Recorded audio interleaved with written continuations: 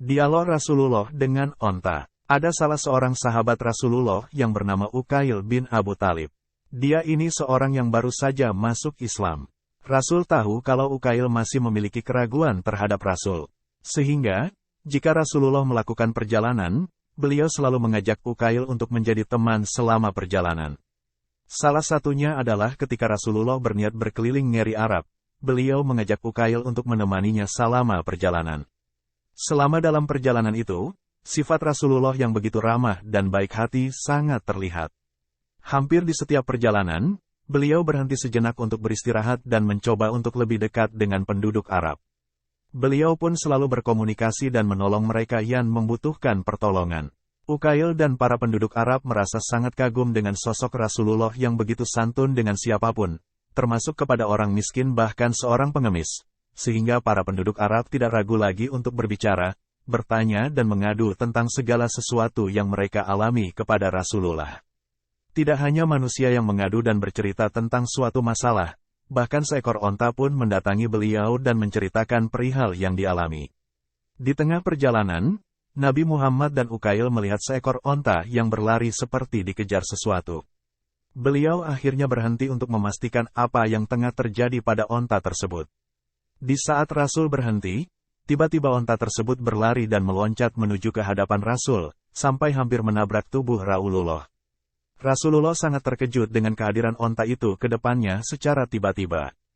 Beliau bertanya, "Apa yang engkau alami, sampai engkau meloncat sejauh itu hingga di depanku?" tanya Rasul. Onta yang terlihat ketakutan itu langsung menjawab, "Ya, Rasulullah, aku minta perlindungan darimu." Uqail yang melihat dan mendengar Rasulullah berkomunikasi dengan seekor onta itu, ia merasa sangat keheranan dan hampir tak percaya dengan apa yang telah dilihatnya. Namun, hal itu benar-benar terjadi di depannya.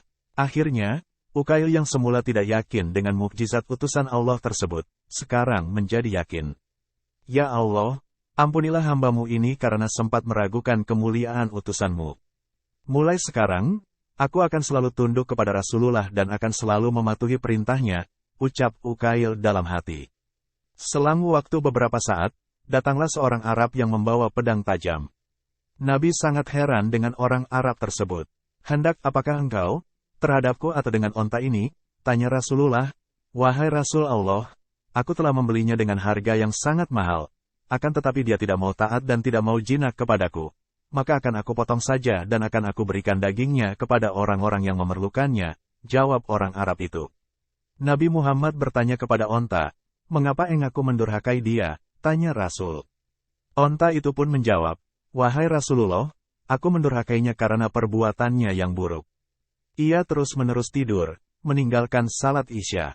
Seandainya dia mau berjanji kepada engkau untuk mengerjakan salat Isya, maka aku berjanji pula untuk tidak mendurhakainya, sebab aku sangat takut kalau Allah menurunkan siksaannya kepadaku," jelas onta itu.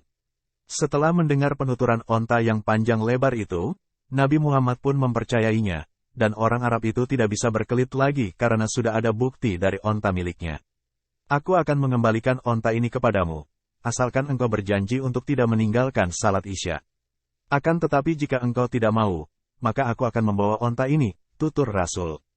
"Ya Rasulullah, aku berjanji tidak akan meninggalkan salat Isya lagi dan berjanji pula tidak melakukan maksiat. Jika aku melakukannya, maka onta itu akan aku berikan kepadamu," jawab orang Arab itu dengan sungguh-sungguh. Setelah mendengar pernyataan orang Arab itu, akhirnya Rasulullah menyerahkan onta itu kepada pemiliknya. Rasulullah pun kembali meneruskan perjalanan dengan Uqail yang semakin kagum dengan Nabi Muhammad.